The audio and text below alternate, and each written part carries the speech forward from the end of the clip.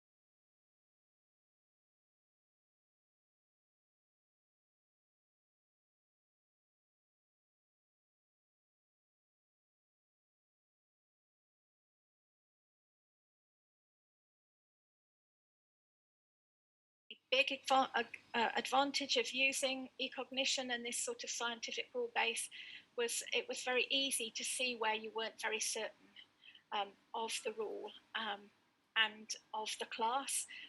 And in most cases, you'd be able to say why. So if we were going to give the map to a field-based ecologist who was used to going out and looking at the field, we would then combine a couple of classes to give them an overall class so that the accuracy was improved. So I learnt my remote sensing after I got my PhD. My PhD is in ecology. So I learnt remote sensing as a tool to use as an ecologist. So I absolutely love eCognition and OBIA because that's how I think. I think in why is this type of vegetation here? What can I see? How can I identify it? You know, also very happy to use machine learning where it's fast and quick and appropriate. But it does frustrate me a little bit because I know if I put it into eCognition, I could get rid of that error there because there would be a way of describing the difference. So, yeah.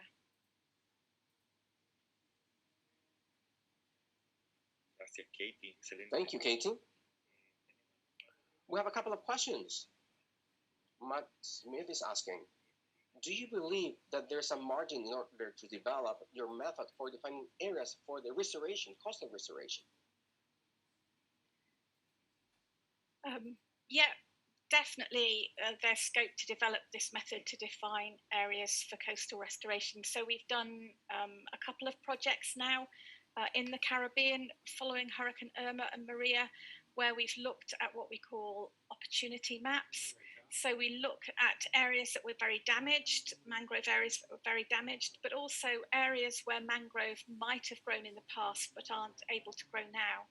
And we take the same sort of approach. We make sure we know what the substrate is, what the microtopology is, what the water state is. Mangroves don't like very exposed shores.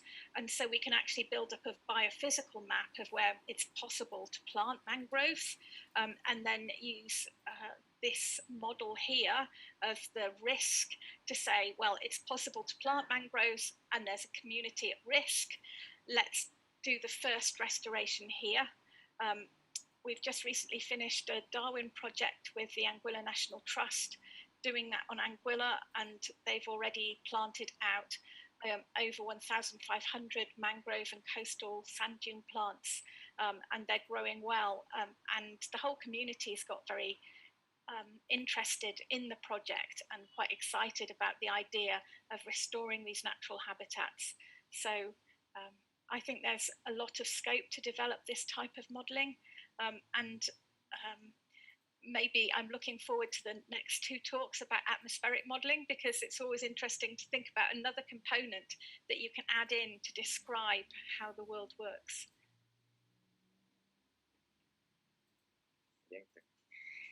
Excellent.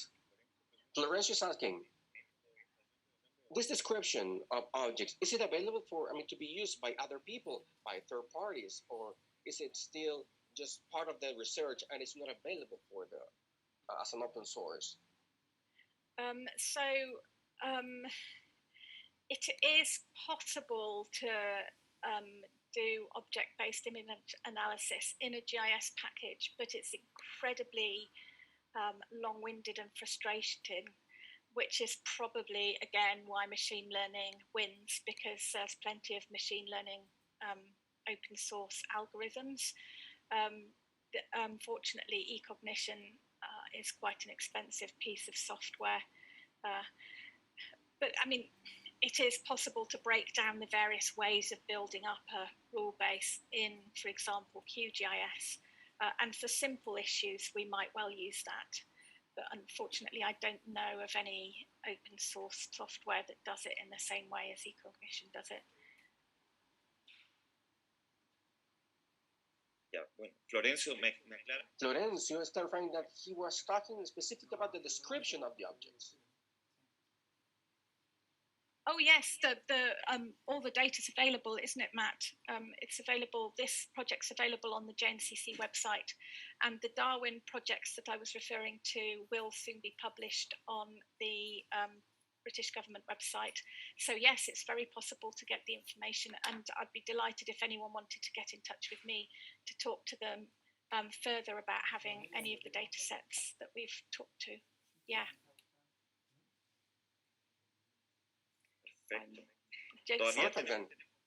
We still have some minutes.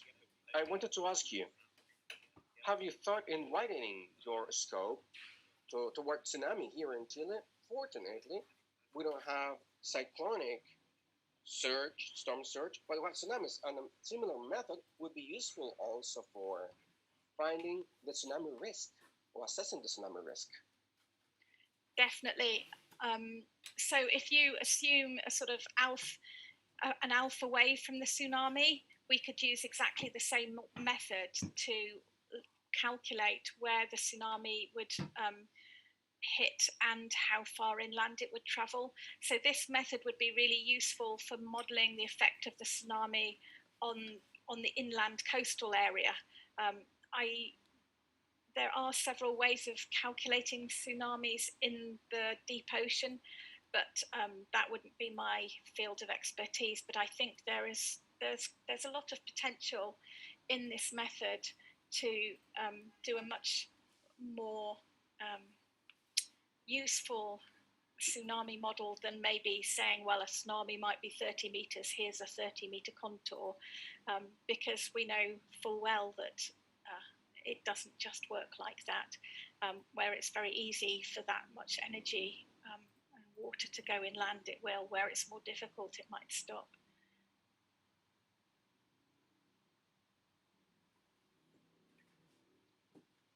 Bueno, muchas gracias. Thank you very much, Katie. If there's no more questions, once again, we want to thank you, Katie, for your interesting lecture. And now we're going to continue with our panel. It is hydrometeorological panel, and I'm going to introduce our three panelists. Our first panelist is Octavia Smith. He belongs to the Water Center for the Humid Tropics of Latin America and the Caribbean, CAFALAC, from Panama. He's a geographer, researcher in the geospatial area of CAFALAC. Among his many activities, he coordinated the generation of the forest cover map of Belize using Sentinel-2 images in the year 2018 for the Ministry of Agriculture, Fisheries, Silviculture, Environment, and Sustainable Development of Belize. He also participated in the water security and climate change project in Central America together with IDRC Canada. So, Octavio, how are you? Thank you for being here with us. Our next panelist, Dr. Denis Micheleski. He belongs to the National Meteorological Administration from Romania, and he also speaks about droughts, extreme droughts monitoring. How are you, Denis? Hello, I'm fine. Thank you for the invitation. First time in Chile for me. Yeah. Bueno, acá. Well, so you're enjoying the end of spring here in Santiago, at least. But virtually, we assume, right? And our third panelist is a friend of mine and colleague from CR2, Martin Jacques. Martin, he is a PhD in climate science, and his area of research interest is in the climate variability in the southern hemisphere. He works in teleconnections. He's one of the experts, one of the top experts in South America in heat waves. So, Martin, we'll have the pleasure to hear you talking about your favorite topic today. Thank you very much. Yes, Martin's right there. So, well, we're going to start with the first lecture. Octavio, the floor is all yours, so you can speak about Sentinel-1 and 2 usage images for the analysis of natural disasters. So, Octavia, the floor is all yours. Please remember that after your presentations, we'll have 15 minutes for questions for the three of you. A Q&A session of 15 minutes after you finish all of your presentations. Today, I will talk about the Sentinel-1 and 2 for analysis disaster. This is the experience of Canada after hurricanes.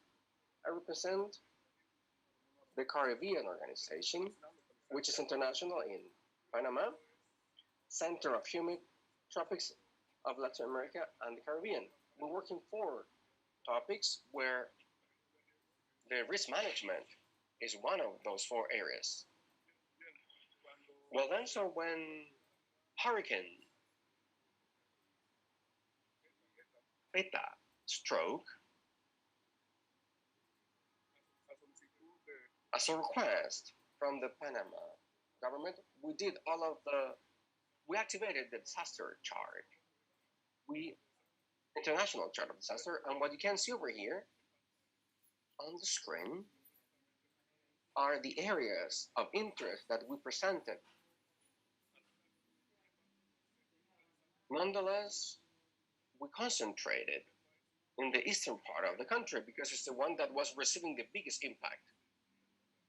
And for the last 6 years, that area had received some similar impacts.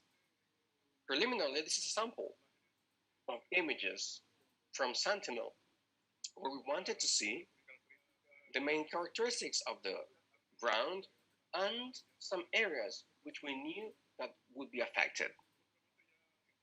Afterwards, going into details, this map we can see now was made by the Belarusian agency. So there we can identify the areas of sinking and the ones where the soil is going up. We're using some Sentinel-1 images in two different periods in order to know the displacement areas. So this area corresponds to the Utivecino River Basin, located nearby the borderline with Costa Rica. Likewise, towards the east, towards the west, in the southern part of the country, nearby the central area of the country, we could also identify these flooding areas in a basin called Tabasara River Basin, and this is the area of a mangler. Here we used images from Sentinel-1 in order to create the calculations. So this was a basin that was most affected, Rio Chilquiriego River Basin. 6 years before, something similar had happened. So over here we can see, let's say this is the interferometric band, and here we can see the areas which were most affected. The flow of the river was much bigger in this area, and there were some floodings. Over here, supported by another sensor, we widened,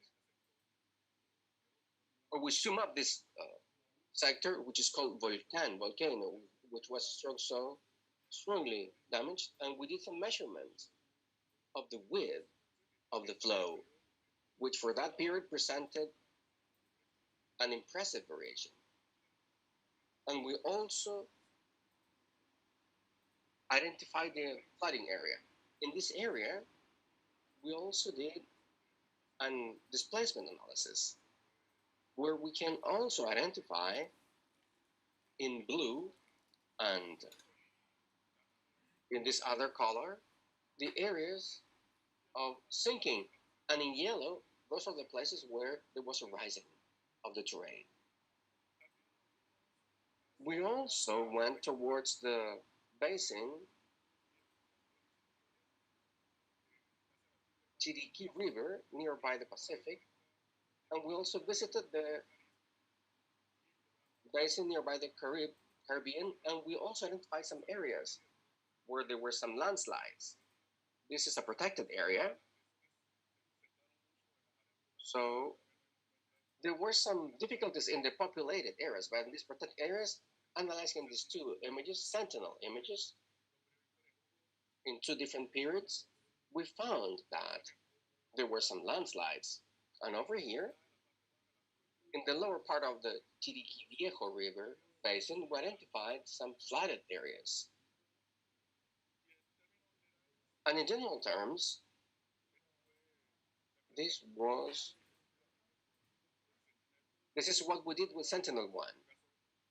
For the case of hurricanes Eta, first of all, and Iota afterwards.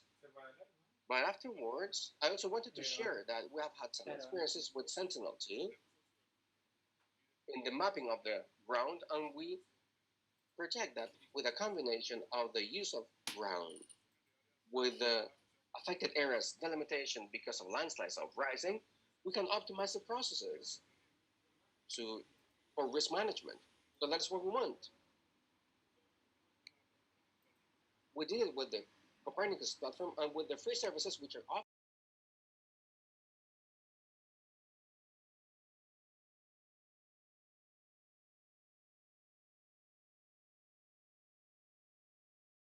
Of your questions.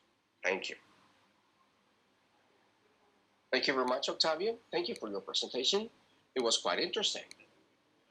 Remember that to write down your questions in the chat box because we will have a Q&A session at the very end of this presentations.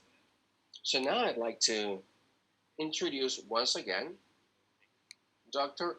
Denis Micheleski, and he's going to talk about the monitoring of extreme droughts in Romania using satellite data. Denis, the floor is all yours. Thank you.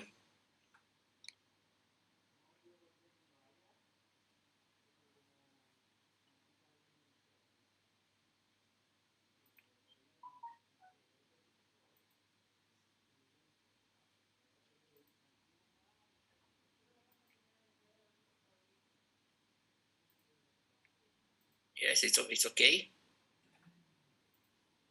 Sí, se ve bien. Ahora se ve súper bien. Yeah, it looks perfect. Okay, thank you again for your invitation.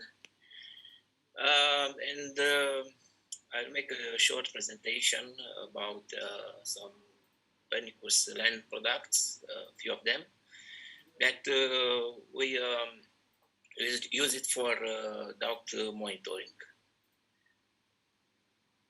First of all, a few things about drought in general.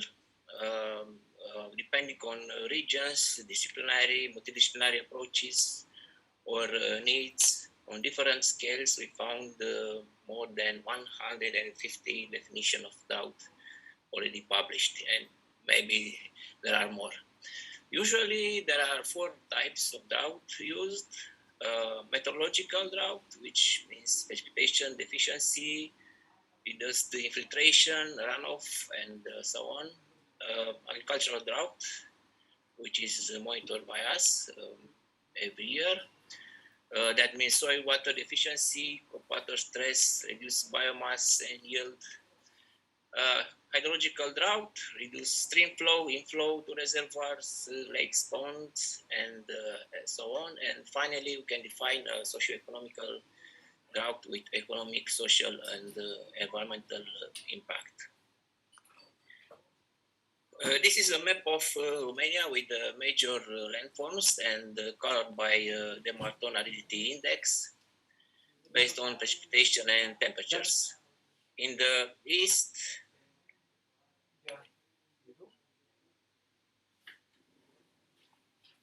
here, south, east, south, and west.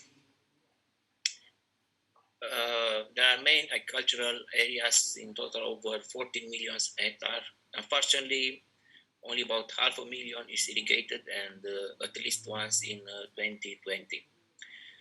Based on the Marton aridity index, these agricultural areas are located in semi-arid and moderately arid climate, with orange, light bright orange and dark orange. And of course, there are a red zone here when the English shows a dry or arid area, but this is overlapped by wetlands, which is Danube Delta. I'm sure you all know about sentinels, details about them. I just want to highlight the three of them that were used for drought monitoring. Sentinel-1, the two satellites A and B, C-band, synthetic aperture radar, and wait for another two from the 2022. Sentinel-2 also consisting of operational satellites. It's a multi-spectral sensor with 13 bands, and we have one in order from 2024. About the Sentinel-3, another two satellites on orbit, and two more on order from 2024. Sentinel-3 has four main instruments, optical and radar.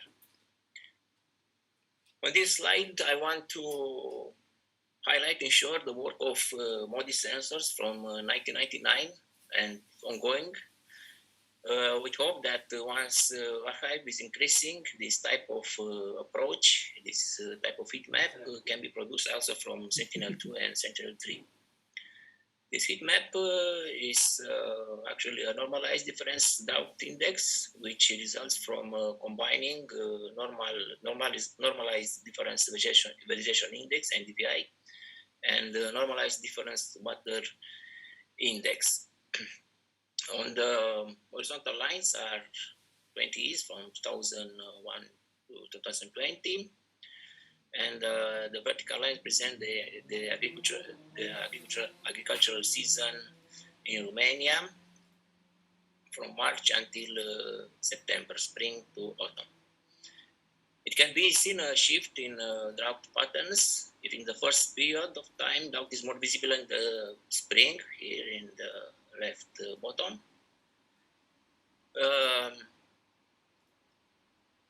Drought is more visible in the last years in the autumn season, in the upper right. This seasonal shift will continue as the RCP scenarios show in the next decades. The continuous trend of shifting because of the climate change. These are two examples of maps with vegetation properties.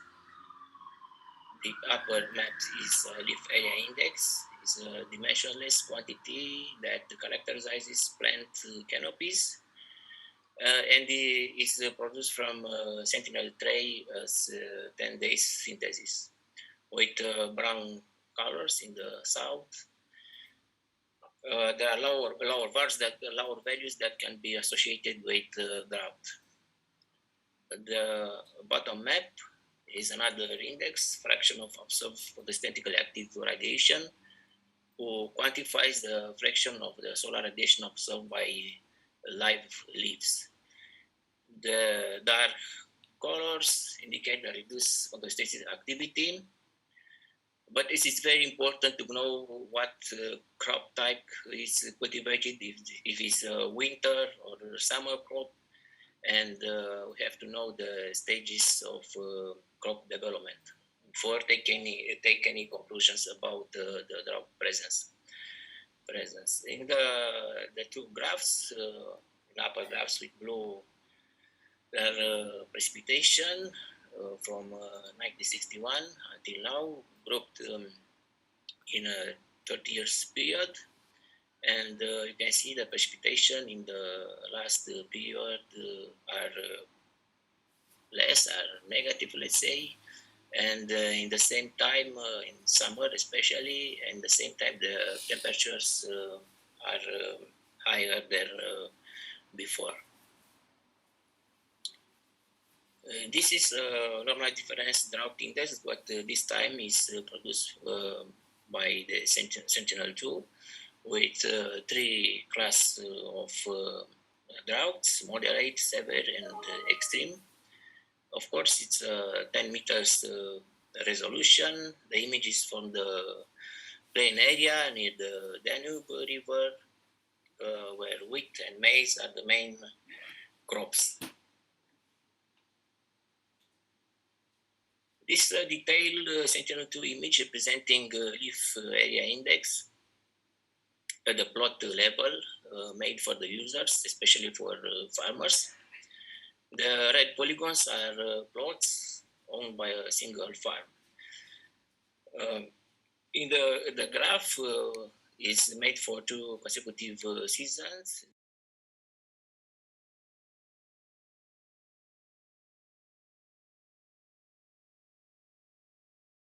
And from the end of the winter until April. The data plotted are average values from this blue rectangle only. This is this is a soil water index. It's actually not from Sentinels. It's from Metop Ascat at 12 kilometers resolution, but it's the global scale, and this is the soil water index from Sentinel-1 at 1 kilometer. Unfortunately, this is only for Europe, but you see, you can make the same thing from the Metopascat. And finally, this is a application that we made for the users. This is made for a farm to produce at national scale. It is an early form of development with only one indicator, soil water index so far, but it is transformed in volumetric units, more useful for farmers. In the near future, more product will be uploaded and more functionalities. You can upload the vector files, KML, GPX, GeoJSON, can zoom in, out, set the base map, and then the future want to add a simple graph and time series graph, tables, and hope many more. That's it. Thank you. Muchas gracias, Denis, justo a tiempo. Excelente. Thank you very much, Denis. Thank you. And now we'll go to the third presentation of this blog, which is Martin Jacques. He'll talk about heat waves and some impacts in the south part of South America. Martín. Sí. Gracias, Roberto. ¿Se está viendo mi presentación? Thank you very much, Roberto. Can you see my presentation? Yes, we can. Thank you very much. So I will present a little bit, let's say in a different way. I want to talk about proposals, ideas that could be developed for these heat waves using satellite data.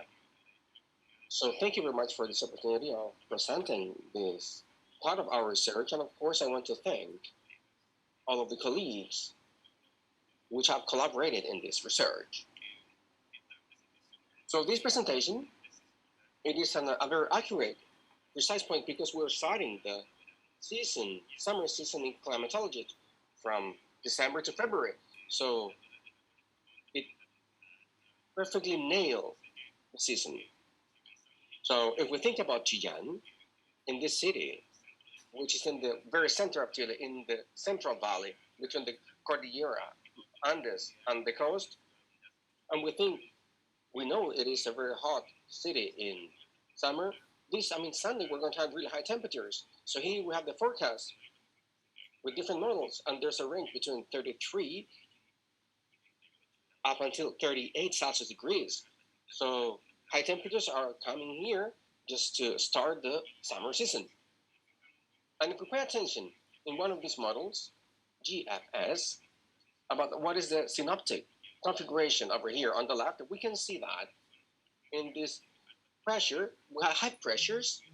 In yellow, we have some anomalies, and we have this migratory anticyclone reinforced, this going towards Argentina and Patagonia, and a coastal wave, so on Sunday, we're going to have high temperatures. We can see a field of temperature in the GFS. This was issued on Wednesday. On the Wednesday, we could see these high temperatures coming in all of this zone in the central southern part of Chile. So clearly, this type of products, these models, and also this reanalysis of ERA5 are fed with satellite images in order to create these type of simulations, climate models. Let's talk about now the impacts of these heat waves. A clear one, it is of course the wildfires. Yesterday there was a whole session devoted to that topic. And here in Chile, these wildforests are started.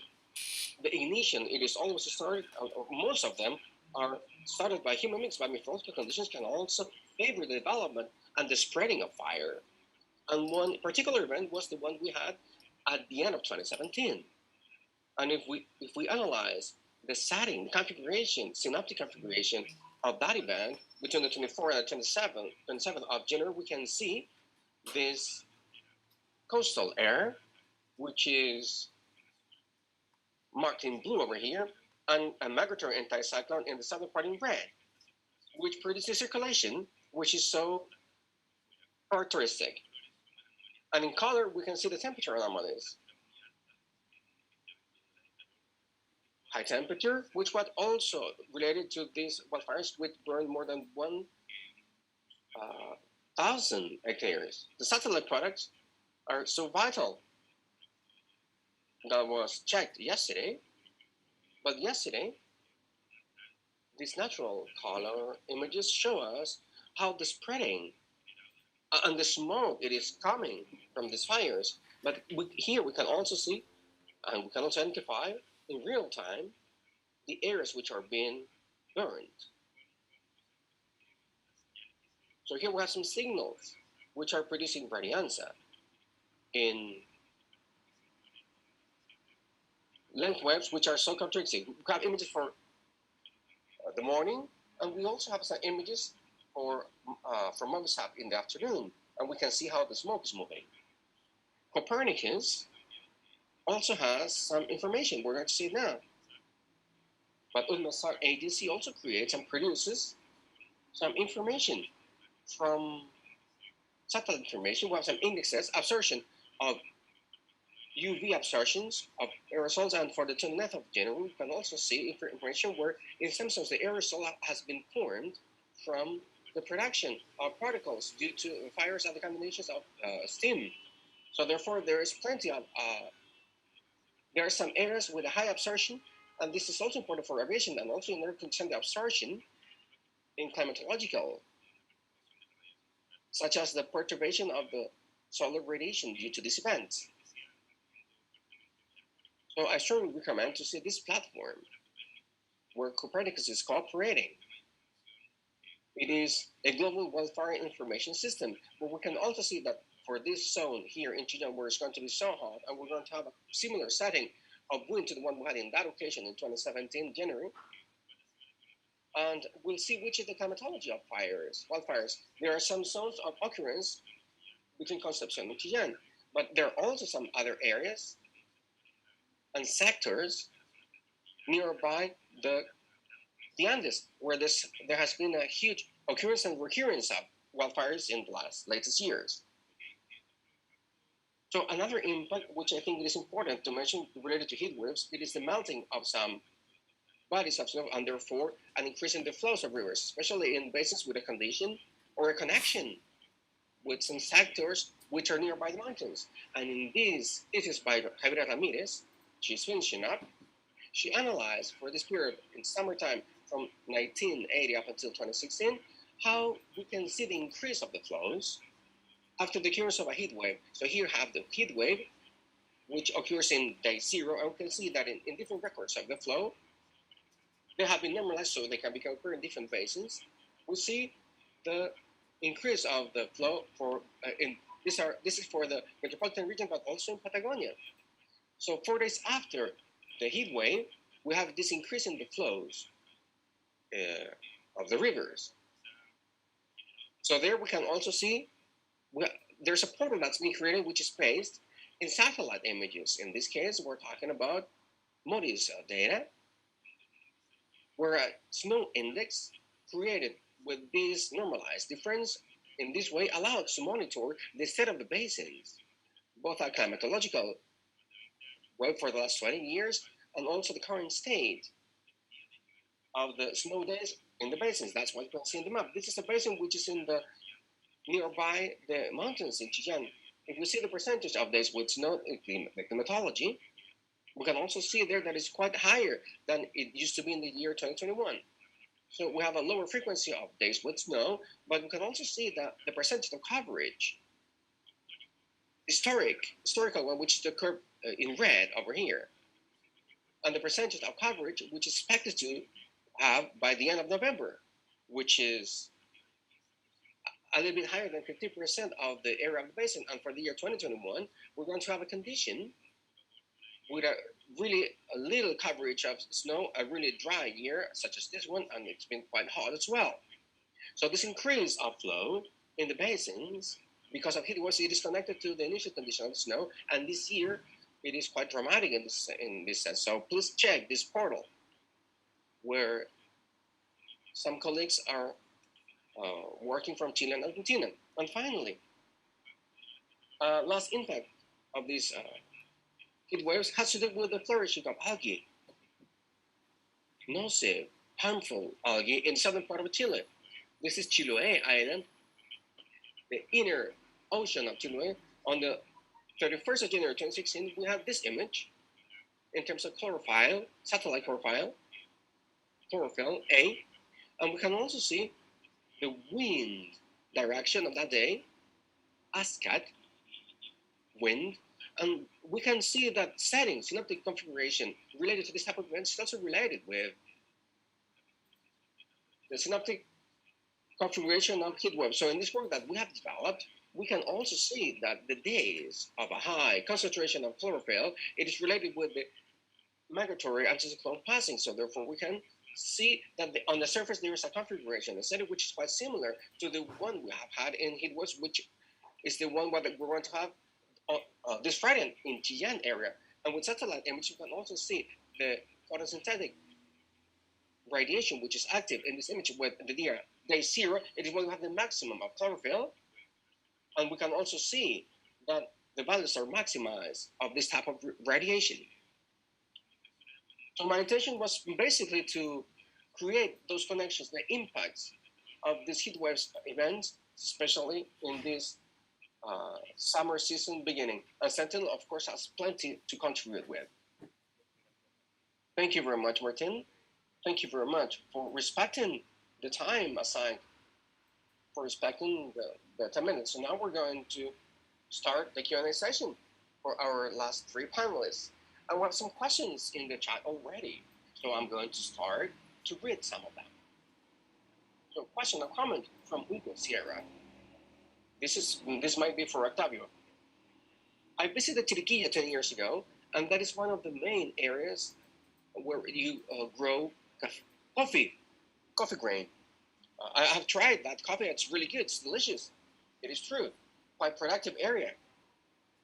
There are volcanic soils, and when Ira hurricane occurred, those are hurricanes which are not striking Panama, but they're going through the Caribbean Ocean. But since they're nearby, they always have some negative effects, some rains, heavy rains affecting the country. And the loss were calculated to more than $100 million, especially in the agricultural field, which is the most productive one in the country. So those are the problems that we're facing.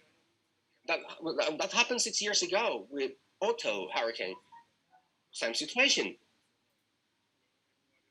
So what you're mentioning, it is true that it is an area where coffee bean grew. Hugo is also asking Denis, what mitigation measures which are feasible have been used for Romania because of the drought that has been worse because of climate change? Do you have more risk? Have you worked in intensive crops? I mean, some water drop irrigation. Have you implemented that? Do you have something do you have something similar to what they have in Spain and California, where you have these irrigation systems? Yes, actually, we work in some project with colleagues from Spain and Greece, areas with drought. Of course, we study some scenarios, and even the point 4.5 shows us a trend of more droughts in that area, with more temperatures, with heavy precipitation that are only on the small scale, not on an entire month, for example, that they are not good. I'm not saying anything about 2014, 15, and if the trend it's this one from now. It's obvious after 2050, it will be more worse than that.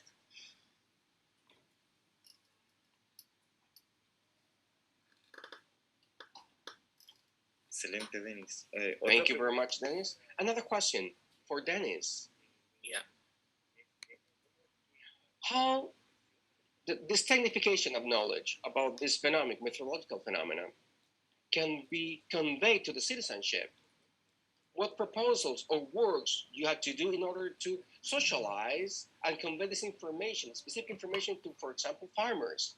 This information, was it easy to understand by farmers and to use by communities, or is it a work that requires, plenty of many years?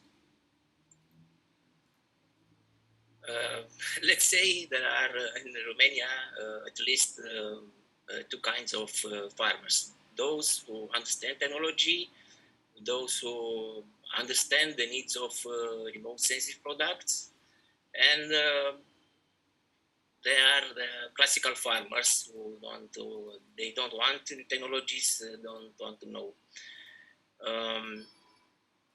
But usually these are singular farmers, not together in the association of farmers. The association are more open-minded, let's say. The application started with the needs of one farmer who wanted to know soil humidity on their lands. And they searched the Copernicus website, and they found a little flyer made by us with drought monitoring. They contacted us, and the application started for them. That's why it's one index in the application, soil water index, but more will come. The application, it's open, it's free, it's actually translated in 5 languages, I guess, even in Spanish. So everyone can search, can try to understand what is there, and of course, it's an example for everyone, I guess. But the farmers, many farmers are open for that kind of application. Gracias, Denis. Thank you very much, Denis. There's also a question. There are plenty of questions for Martin. There's a question from Hugo Sierra. He's asking, which is the type of aerosol that affects the most the climate? Wildfires aerosols, or the ones coming from volcanic eruptions? That is difficult to identify what's good or bad for the weather, for the climate. That is an impact. That it is there, but nonetheless, the magnitudes are so different. Volcanic eruptions, they inject so much material, much more material than the ones compared with wildfires. So they also have a residence time, which is longer, especially in the stratosphere. And depending on the latitude where the volcanic eruption may occur, this may also have an impact, which might be global and persistent through time. So we're talking about different type of magnitudes. But wildfires in Australia in 2019, well, they also also had an impact from one continent to another. Some contact pollutants traveled because of the west winds, but those are two different events, though. Yes, the fires in Australia, they could even inject some aerosols to the stratosphere, which came all over the southern hemisphere. That was a dreadful wildfire. Roberto's asking, have you done any analysis linking the duration of these heat waves in relation to the increase of flows and the increase of the algae flowering in negative algae? Intensity and duration are two different things, and of course, there is a relationship between them.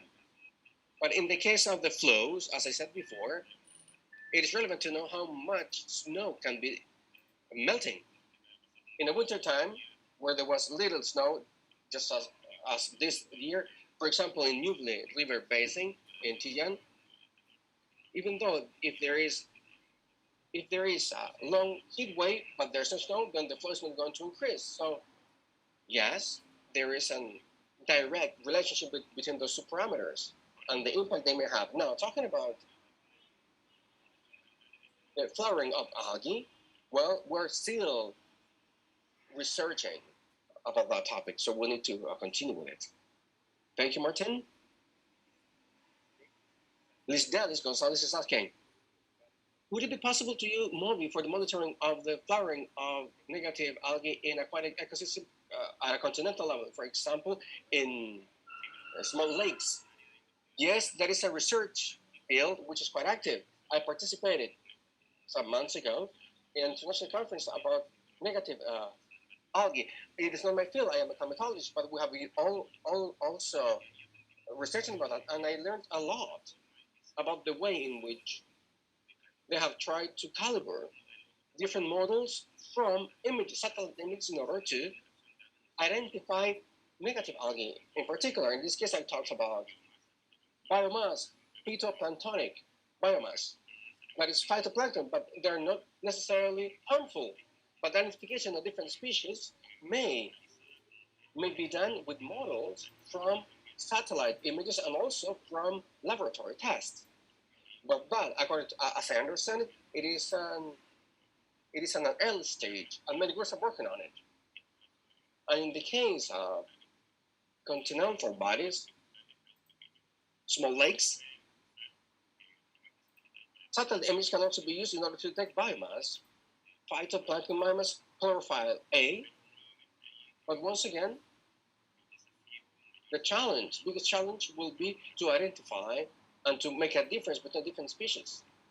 And I believe that is the limit of the research so far. Thank you very much. Martin, are there any other questions over there?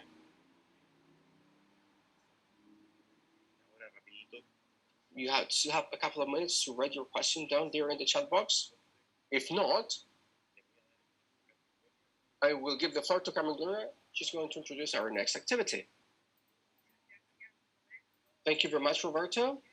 Congratulations. Thank you very much. I want to thank all of the speakers.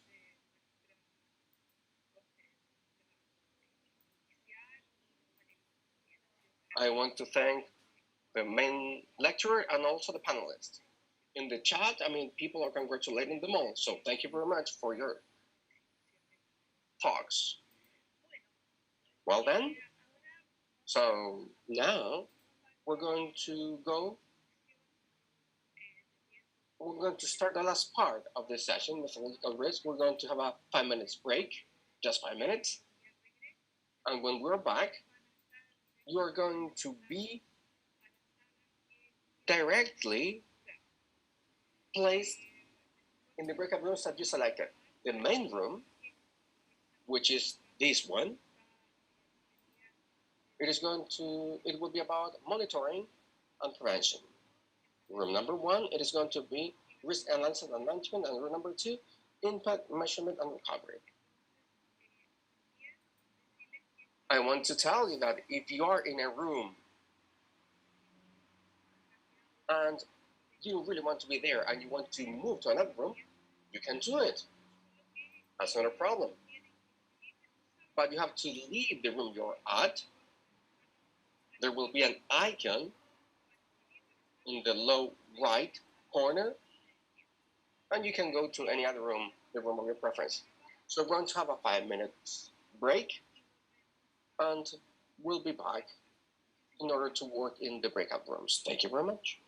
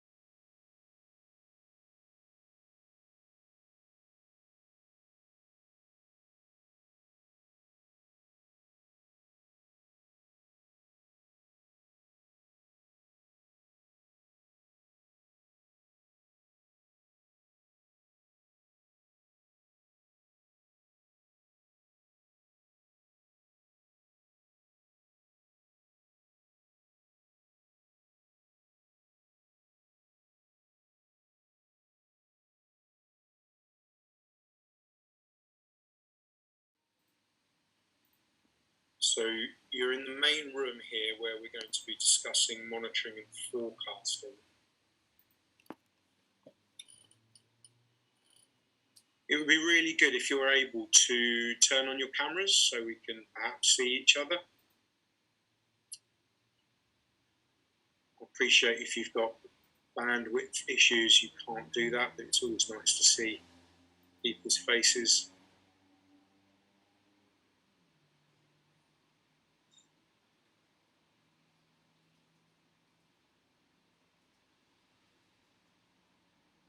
Hi, Matt. Hi. Hi, I'm driving. Sorry, I'm going to turn off my camera. Okay, I came from the hospital with my child.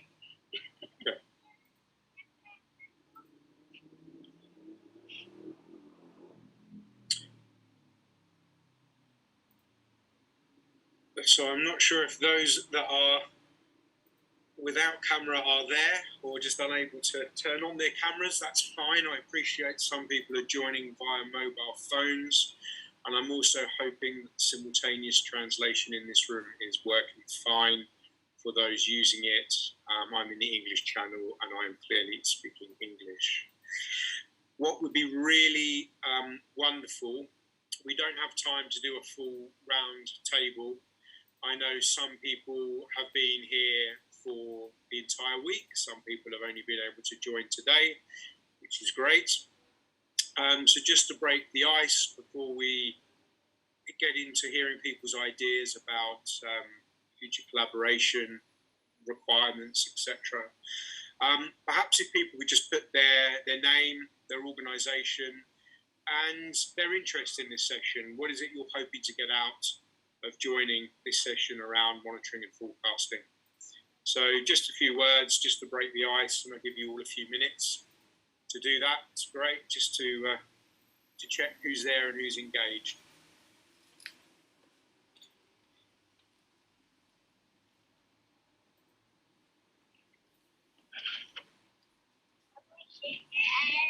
Matt, yo no voy a escribir por razones. Matt, I'm not going to write due to obvious reason. I'm driving right now. But just a couple of words. I think that this type of seminar is highly interesting. I think it's very important how we can help in making decision making and in fostering the use of technology. For this type of causes, all subjects are intertwined: natural disaster, drought,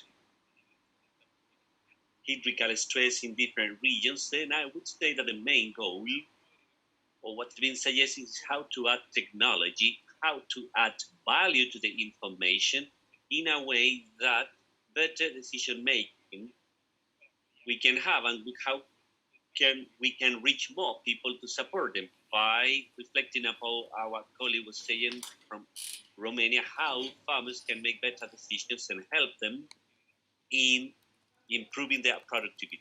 Just that. Thank you, Jaime. That's great to know. It's great to hear. 100% agreed that I think there is a wide user groups out there that are yet to fully appreciate the value that this technology can bring to them to improve the decision making and improve all-round efficiency for various systems. I haven't had any comments in the chat as yet around what others within this group are hoping to achieve. Before I open the floor, I was just going to give a few reflections which hopefully may get people warmed up and thinking. Really my own reflections from today. So as Katie was telling us, what I reflected from her presentation was a lot around preparedness. What can we assess? What can we monitor to ensure that our understanding around how prepared we are or how prepared we are not for various environmental risks, including meteorological risks? Where should we be monitoring? How should we be monitoring, and who? Who should be doing this? who has the skills, who needs to adapt their skills or improve their skills, and where is this going to be most useful. And I'm really thinking in the kind of Latin American, and I know that we've got colleagues here from the Caribbean. I can see Eric's on the call. So really, you know, what are the next steps there? I think it's quite interesting. We've spoken about storm surges in the Caribbean, but what are the real key meteorological risks that are faced both in Chile and Latin America more widely? And how can Earth observations really help us understand that? And I think we also touched a lot around understanding the components of different systems. How can this be improved through operations such as habitat condition monitoring? And what are the key factors in this respect to improve this knowledge and this data with Chile and LATAM? Who's doing what and where? And also in the marine, let's not forget about the marine environment. You know, it's absolutely critical, and Chile has a huge coastline. You know, what is the current pre-processing around marine environment and the bathymetry information? So I'm going to stop there. Hopefully that's given some people some food for thought. Would anyone like to come in on at this point with their reflections on perhaps areas they'd like to further explore in this context?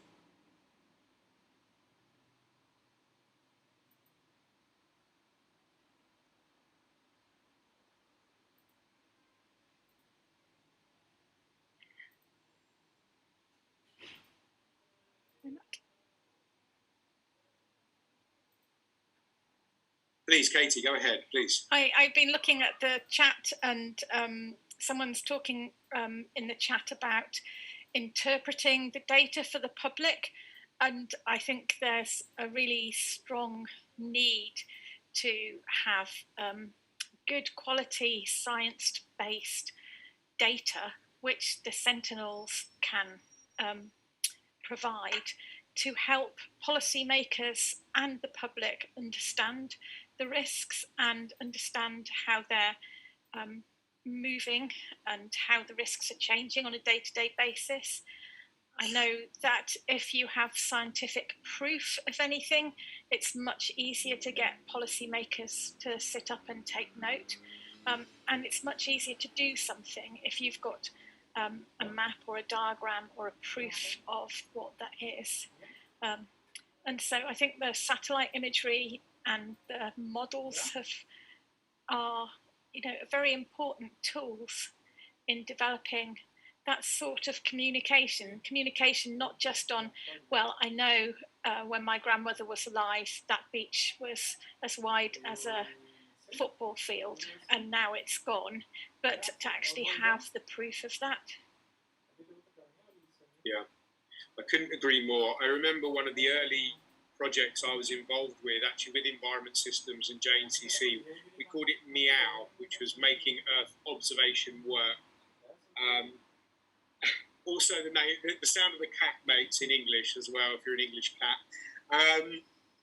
And what was very interesting in that initial meeting was I remember, have the huge maps with many, many stakeholders, many, many landowners, and it was very, very interesting to see them being able to put their place in space in the context of the landscape and getting the conversations going between the different sectoral actors around how this type of technology helps them, how they fit into the wider landscape.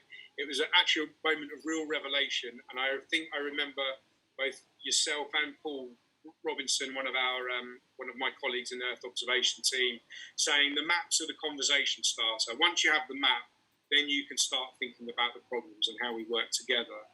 There's a comment here from Eduardo. Eduardo, it'd be great if you could come in just to kind of reflect on this. You mentioned around understanding the phenomenons and analysing the problem to reduce the threat to vulnerable elements of the population.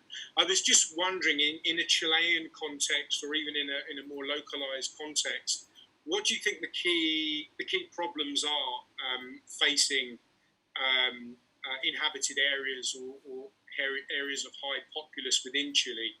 If you don't mind, just maybe reflecting on that for us. I think that was from Eduardo Caballal, if Eduardo is able to come in.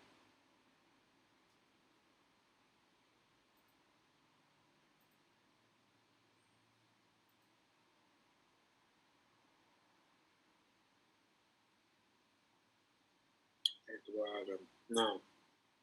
Okay, not to worry. Eduardo, if you can hear me and you would like to come in afterwards, that's absolutely fine. I would open the floor. Does anyone else have any other reflections on what they've heard today, what they would like to potentially see this network evolve? There's a comment in the chat, Matt, about getting access to the information about detecting risks, and how can people not associated with an institute get access to the information, from Michael Cooper.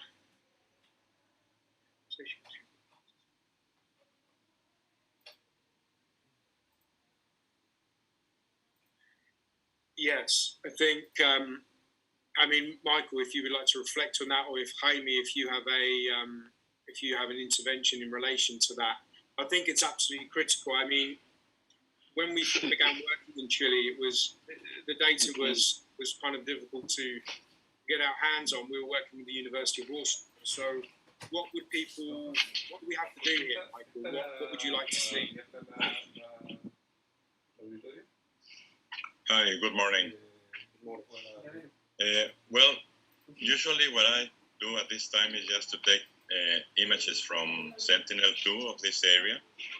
And sometimes I see that the river that is in this area is Coatzacoalcos, Veracruz, has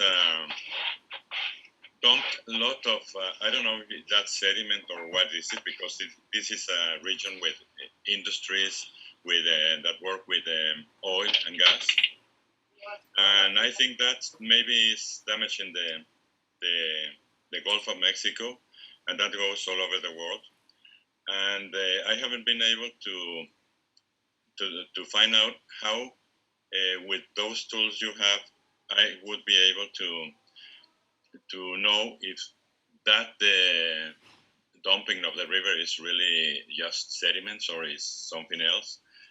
And also to have be able to have more information about the green areas and things like that, so I can address that to the authorities here, those kind of information, and perhaps doing this by small groups, we could be able to benefit the whole planet. That's the idea I have. Thank you so much for that. I think that's really excellent. It's not an area of expertise that I'm particularly versed in. I know Katie's spoken about, using sentinels for assessing the water column. I wonder if anybody had any reflections on Michael's idea about anyone who's working in that area, existing projects that can be drawn upon, or indeed any existing methods that people would like to raise to the floor to discuss at this point. But I think it's an excellent... Matt? Yes, Jaime. Yo veo que hay dos cosas aquí. I see there are two things here. When we are talking about risks and decision making, I believe that the first problem that arises is to have good quality databases. Many people talk about the use of artificial intelligence or machine learning to make decisions.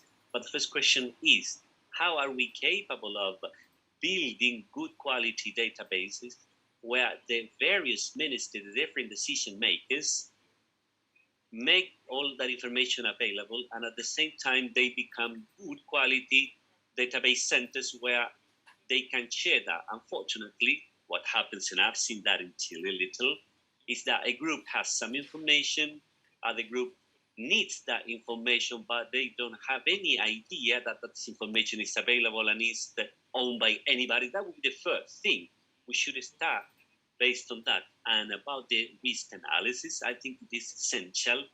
A couple of days ago, we were talking about the mining tailing dams, and there are many in Peru.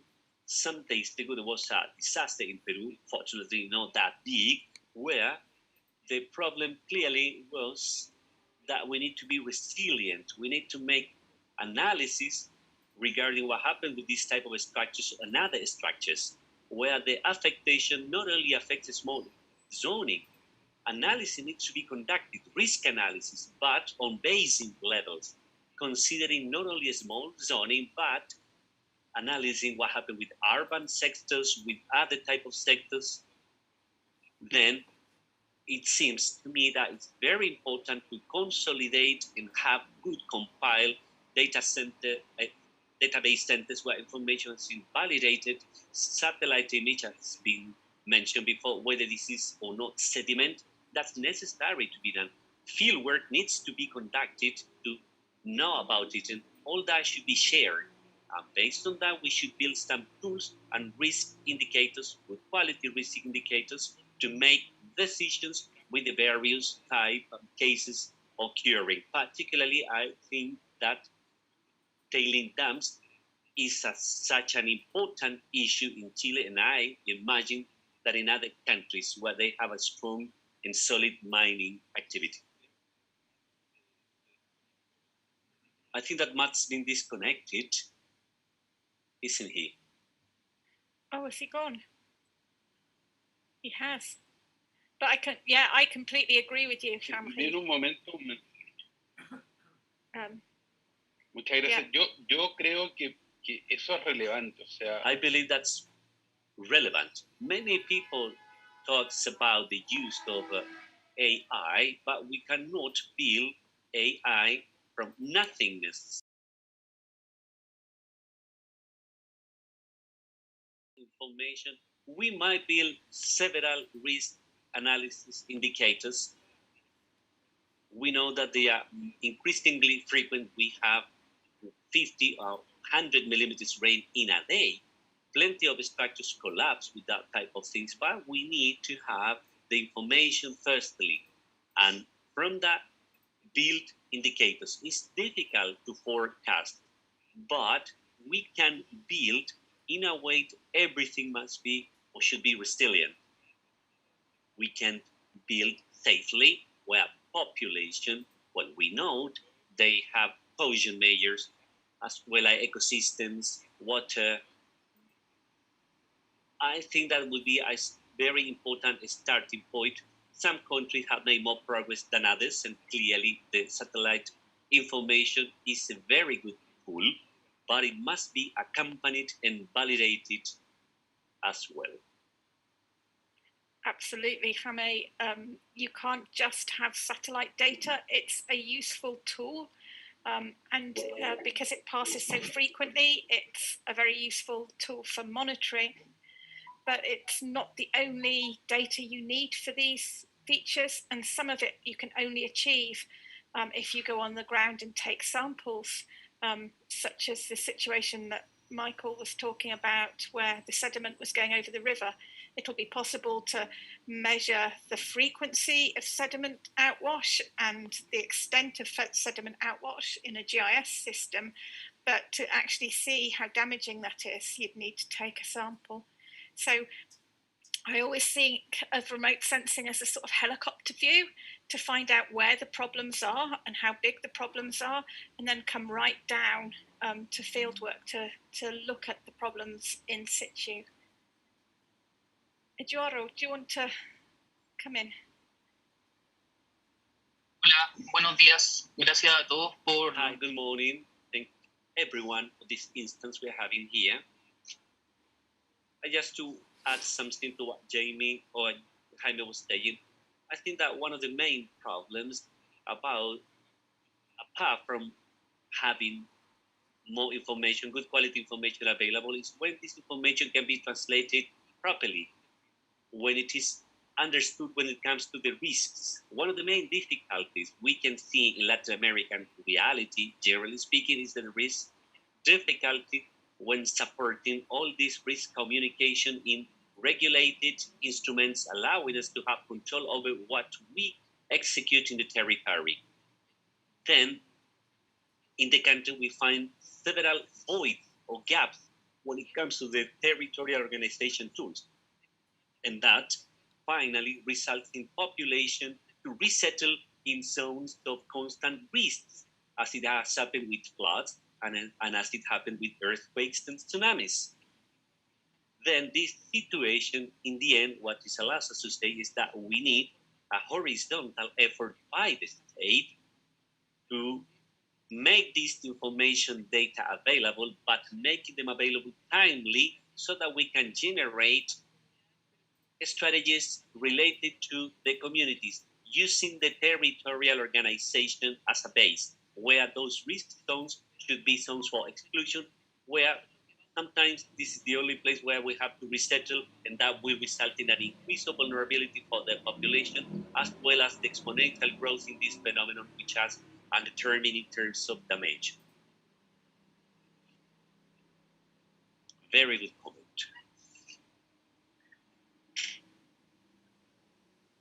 Part of I agree, it was a very good comment. Part of the work that the Sense tool does is to understand those risks and to map them out spatially, because often communities, you can say, oh, there's an earthquake risk, but it might not be the same risk for everyone in an area, or a better example might be a storm risk or volcano risk, where an eruption, the lava flows, it doesn't just, you can't just draw a line around it and say this whole circle is a risk zone. It's much more complicated than that, and having these maps actually mapped out environmentally is a huge benefit to looking at that. When I first started doing this sort of work about 10 years ago, we were working with a community that flooded frequently. And they were very frustrated because people from outside the community, it was a very desirable area in the south of England, would come in and say, I want planning permission to put a house in this plot, but everyone else knew that it would be really unsuitable because the area flooded. But there was no evidence to take back to the planning authorities to say, don't allow them to put a house there. And using the satellite imagery is one way of giving them the evidence to go back to the planning policy and say, don't allow them to put a house there. Yeah. Has anyone else experienced that?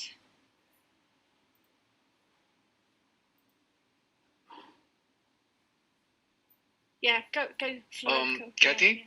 Yeah. Please. Florencio, sí. Quiero aprovechar. This is Florencio. I like to maybe to contribute a little in what comes to the network building. It's been mentioned some minutes before. The conversation information access network is fundamental. Matt is back, thankfully. That is an essential network, and one of the things that would be advisable that people get in touch. One of the essential topics of this workshop is to facilitate those contacts, networks, in the end, knowledge of who does what and how I can access that person, where that person is, and then being part of these seminars from our standpoint, we invite you all to be within the circuit and the cycle of events we organize, which are periodical events. Every 2 weeks, we hold workshops. It's 1 hour seminar approximately. That's virtually done. When the pandemic allows it, we'll do it in person, and we'll be in this room and we can have some cookies and coffee. But those who are far away will always be able to participate online. This has been organized as of 2018 and will continue having it now. So in that sense, if anyone would like to be in the mailing list, just email us saying, I would like to be part of that mailing list, because we don't want to abuse of the mailing list created for this event. We'd like to ask for your authorization to know whether you are interested in being part of it.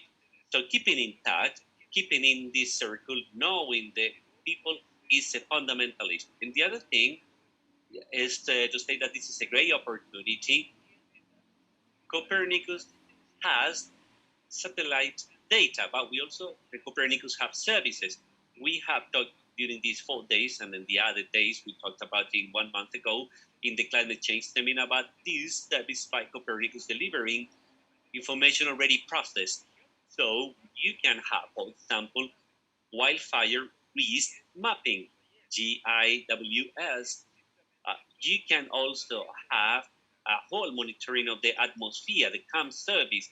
It has a climate change monitoring service delivering processed information, risks maps. Those elements, of course, if you can make them your own on a territorial scenario, you can even generate better maps. But you already have global maps, and they are a service I do recommend visiting. You can go to the copernicus.au and you will find the links to all services provided by Copernicus. They are open and free for the entire world.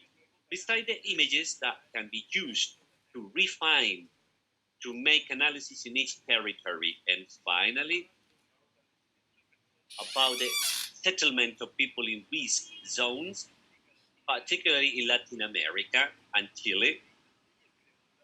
The day before yesterday, we saw a presentation by a geographist from Cali, and she was saying that the zones more possibly flooded are those places where informal settlements are. And this is exactly because they are zones where construction companies developing a real estate project do not do that because they know that's a risk zone, particularly in flooding. Sometimes they do, so we have to say it. But generally speaking, they try to respect rules. Risks map existing in territorial organization. But people who want to do informal settlement do not respect that because they need space for housing, and there's an available space over there. Zones close to rivers in Santiago, in the gorge areas in Macul Gorge, where there was a disaster some years ago, particularly due to that, because people settle where no one else settles, where it is that open space, and despite they are warned, but certainly when the flood comes 20 years later, people already forgot that and they are resettled again. Even sometimes those places are regularized. No, then there's an issue of information there, and that's important to convey when it comes to the risk, and that should be a permanent issue. We have deal with the pandemic. People after a year when they're being informed permanently there's a risk, they already forgot it. They are not wearing masks and things they shouldn't do. Then, honestly speaking, the risk perception subject is a constant work where not only authorities should work, but it should be something inserted in everyone's minds since we are at school.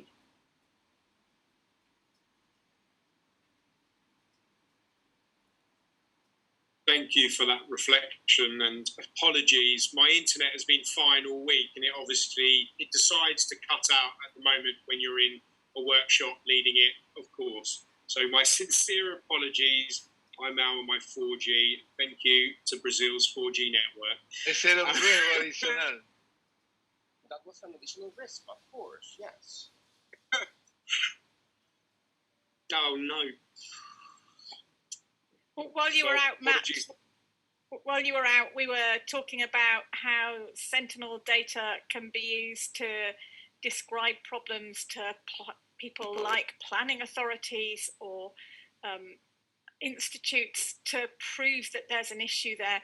All the locals know there's an issue there, but a developer might be coming in to do something that everyone knows is silly. But then, the satellite imagery is available to help prove that case. And we also discussed the fact that it's a tool and it's not the ultimate answer to everything, because when you get right down to it, you do need to go into the, you know, the field and verify features.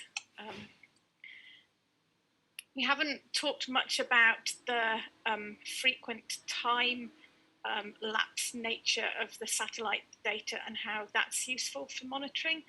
And it would be interesting to know if anyone in the group has had experience of using the sort of week on week or month on month update to look at different changes.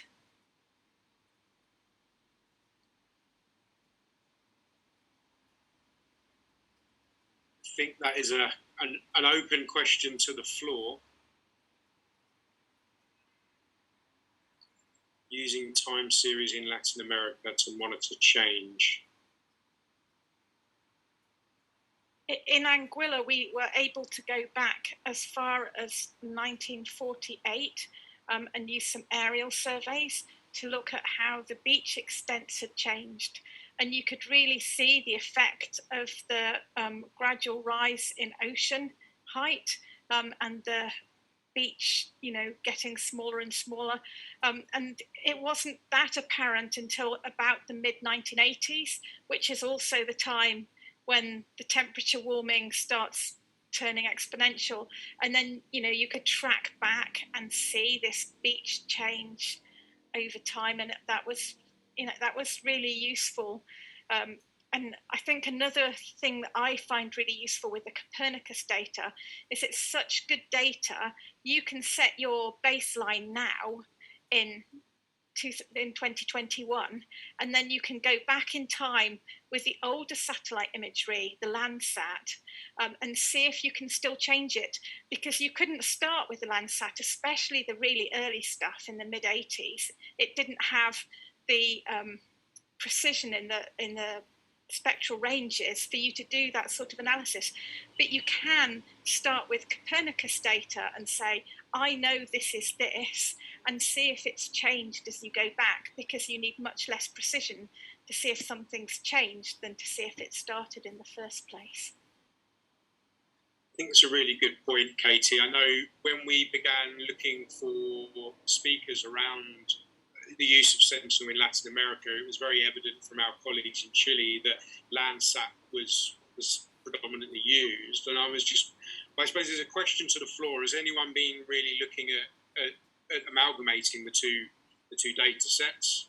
And Jaime wants to come in. And then perhaps an ancillary question is, Katie, I don't know if Environment Systems have actually been doing that in Latin America, because I know you've been working in Paraguay, in Mexico. Reflections on that at all? You've been doing it. But just before you come in, I've got Eduardo and Jaime, so let's bring in some regional experts. Jaime, you had your raised first, and then yo te puedo contar un par de. I can tell you.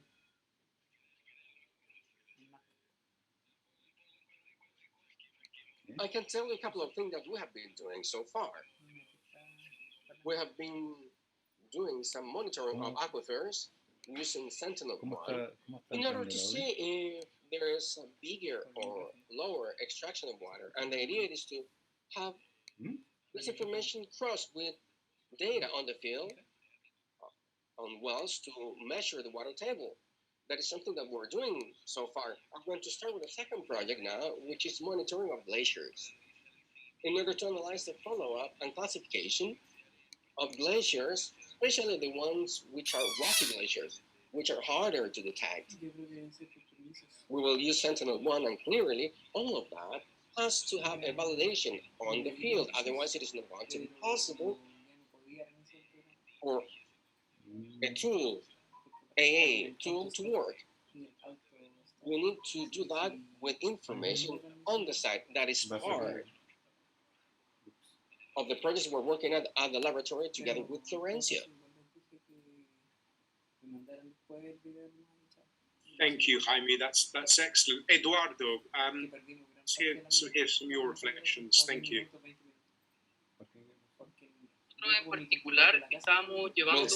We have been developing a project where we are using satellite images from Sentinel-2. And with that, we were monitoring the advancement of delta of the Maipo basin and the wetlands of it. That is an important element here in Santiago, because the mouth of the river, it is in San Antonio, a port, and it has given important information for us to get to know the dynamics of these stories has, and also to defend it towards advancement of some projects which are invasive environmentally speaking. San Antonio Port currently is trying to expand to a project which is called Megaport, which is going to utilize around twice or three times the capability it has now in order to increase the productivity of the port, but they have not considered the environmental impacts that they are going to create in the same space. So through a work that we are doing with Cosmos Foundation and with the municipality of San Antonio, we could demonstrate how the dynamics of the delta, the Maipo River map is behaving. And we could create a plan, master plan, for the wetlands of Maipo River, which is it's adhering to a new law here in Chile, which is the Urban Wetlands Law. And this space is vital for the resilience of ecosystems and also for the day-to-day life of people. So within this, it's really important to know that this data is going to allow us to measure the changes, but also, as well said, to position ourselves in a timeline, go back in time, and also go towards the future, because from this logic, we understand that these processes, that these ecosystems are living, which are, of course, of a bigger magnitude, are of a long term, and of course, that demands to understand that there are some cross-sectional processes which are much wider. And together with that, we can also defend some elements which are inside our settlements, but that we not consider as such as part of them. But in the end, they are an important part, so we can also work properly, physically and mentally, live in the context of the work which is being done together with these coastal sectors. That's wonderful. Thank you so much, Eduardo. Unfortunately, it looks like we're going to have to leave it there. So sorry, Casey, I couldn't bring you in again, but everyone's back in the room. So Roberto, over to you, sir. Bueno, muchas gracias por la discusión de grupo. Thank you very much for the debate at the groups. It was really good, but it was rather short. So I assume that it was quite brief for everyone, right? We went out of time so quickly. I don't know, we still have time for each of the groups to give some conclusions. Absolutely. Yes. So who'd like to start summarizing the conversation in each of the rooms? I may start. Yeah. Well, we talked about many things. The time was so short. We were talking about the risk analysis and management, and we were happily surprised because of the work that Katie presented. It is a source of inspiration on how to obtain, and to mix satellite images with model knowledge to create risk models and threats. In this case, for these cyclone surges, storm surges. But that type of template of research, the way how it was done, it could be also replicated to some other phenomena. So integrating these technologies, these tools, or some other situations, we mentioned many of them which we were really interested in the room. Floodings in Colombia, landslides. I also mentioned tornadoes in South America, which is my latest obsession. So probably we also talked about all those elements. We also talked about artificial intelligence as a way of trying to find these new phenomena and to identify them in different territories, to identify threats. Martin also told us about the work of some authors in Chile who are using satellite images in order to identify those zones which are prone to megafires, as we call them. These powerful wildfires with so much energy, which have occurred in Chile, especially in the year 2017, summertime, dreadful wildfires. So we could identify them in real time. And that is also something that maybe we're having an opportunity to use satellite information in order to, once that knowledge is being created, we're going to create these risk maps, not only of the past phenomenon, but a risk maps and map of threats in real time, so as to identify in real time all of those zones which are prompt to different phenomena, meteorological phenomena or hydrometeorological in this case, which might be hazardous or that may present some risk. So I am summarizing what we talked about in our room. And Matt, maybe you'd like to summarize what happened in your room?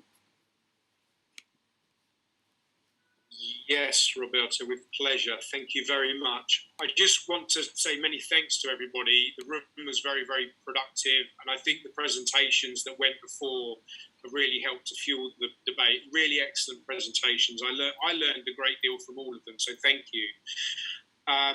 So in our room was the monitoring and forecasting breakout session.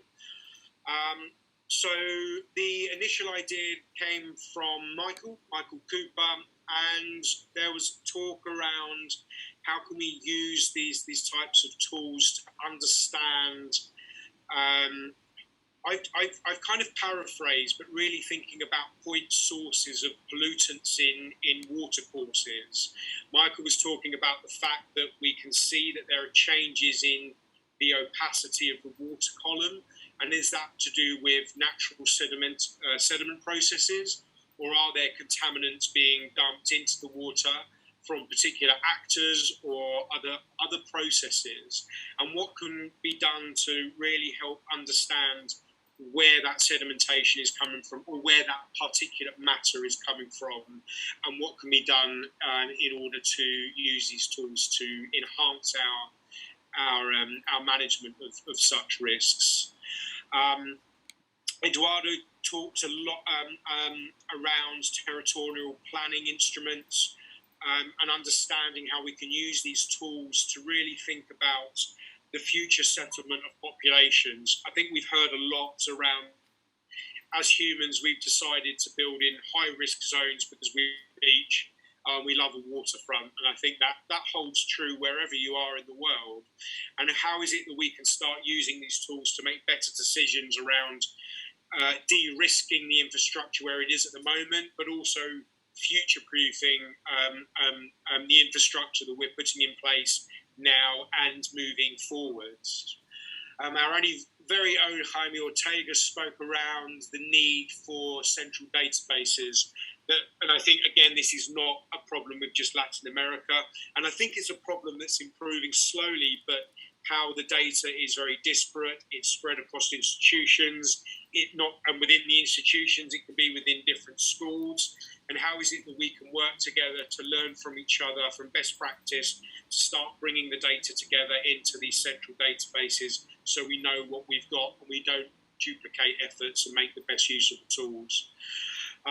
We then spoke around the time, looking at monitoring change, understanding the time lapses, and looking at the historical data such as Landsat and how we integrate it with the newer Sentinel data.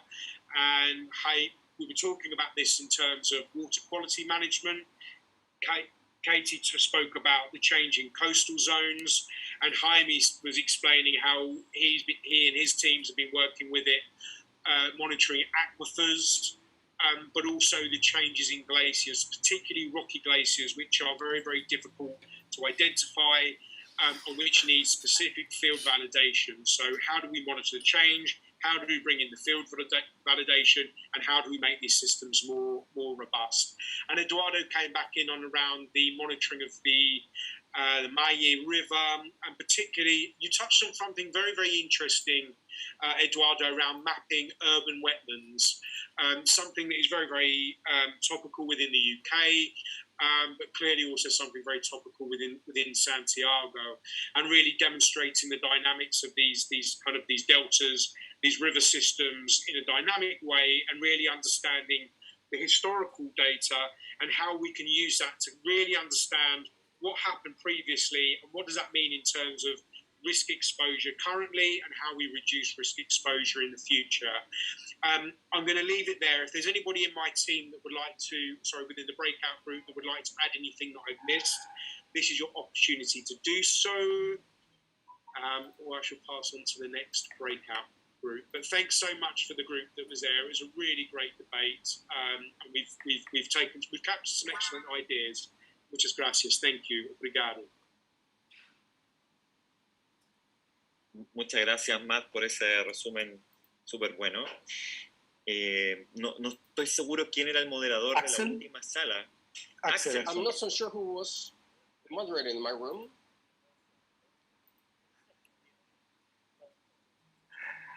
Oye, mira, fue muy interesante el grupo porque es un grupo que The group was very interesting here because they showed us an interest in beyond the specialists in this modeling data subjects and the monitoring of risk. Beyond that, there's an audience very interested in these scientific talks, in these meetings. As a matter of fact, the group consisted of methodologists, geographer, there was someone from education, someone from mathematics, engineering. Generally speaking, they were interested not only on the direct impact this data of this research has on the glacier development, heat wave, algae bloom, things we have today, but at the same time, on the validation of modeling, territorial planning, communication in the city, there's an impact that goes beyond, for example, for health care, how it has an impact on health in the territories. For example, extreme temperature, radiation, water availability, the impact on education, how this data can be used in the training of engineers, in the training of scientists, in the training of professionals, even from social sciences, anthropologists. They can use this data to encourage that training. And on the level of the relation with private companies, assessing environmental impact, and they are not so in tune with the progress or not necessarily in tune with the progress of the methodology being used nowadays. So there's a relation with private companies. And beyond the impact, the direct impact, we talked about the impact on society. This is it. Thank you very much, Axel. Yo por mi parte, solo agradecer On my side, I just like to thank the presenters, the speakers today, Katie, Octavio, Denis, and Martin, for their outstanding presentations, and for encouraging presentation, as well as everyone, all the participants in the seminar. And now, I will hand it over to Florencio and Matt for the closing. Carmen Gloria, please. A ver, tengo una mano levantada. I have raised a hand. I see a raised hand. That's Loreto. Before we start closing. Hi, Loreto. Thank you very much, Carmen.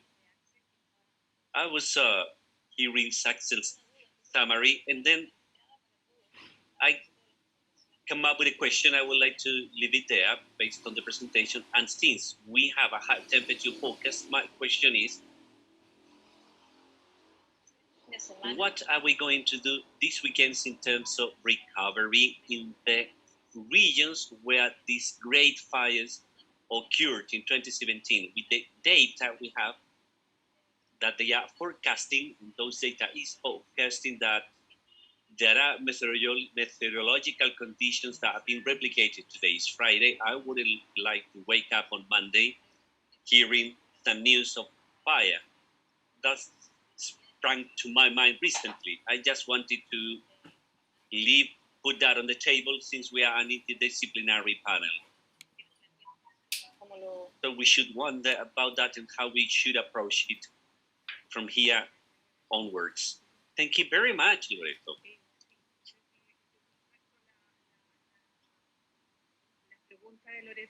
I share Loreto's questions because in Chile we lived a very tragic situation, and when we watch the news and we are advanced, we are about to have that 30, such a nefarious activity and situation generating the conditions for the fire. I don't know if someone would like to make any comment regarding that.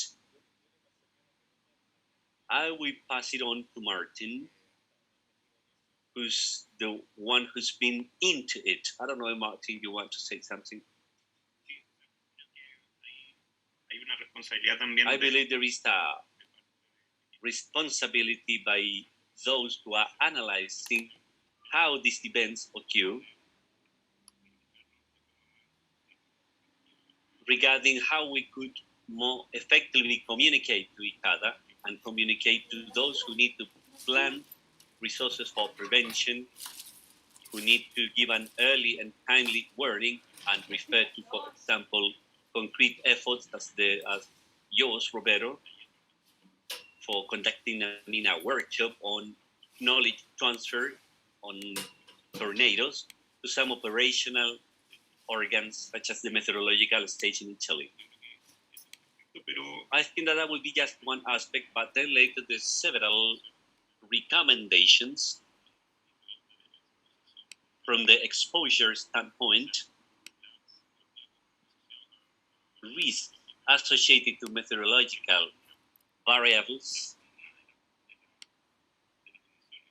as to one of the dimensions, but in Chile we have vulnerability and exposure conditions. And then I believe that the dialogue to be held between the academia and the decision makers and the coordination within us is fundamental to do something with the knowledge we are generating. So these instances are particularly fruitful to do so. Gracias, Martín. Thank you very much, Martin. Roberto. Este cierre, estas discusiones dan... I think that this debate will be to cap it all. I would like to thank Roberto for his outstanding organization in this session. I already said this, but I would like to reinforce my acknowledgement for the panelists and the speakers. Now I'll take it, Florencio will take over in order to close this seminar. Thank you very much. Just more informal piece of data. Please turn on your cameras. We're gonna take a group photo for today. So we kind of sleek, we kind of, you see, calm, things like that.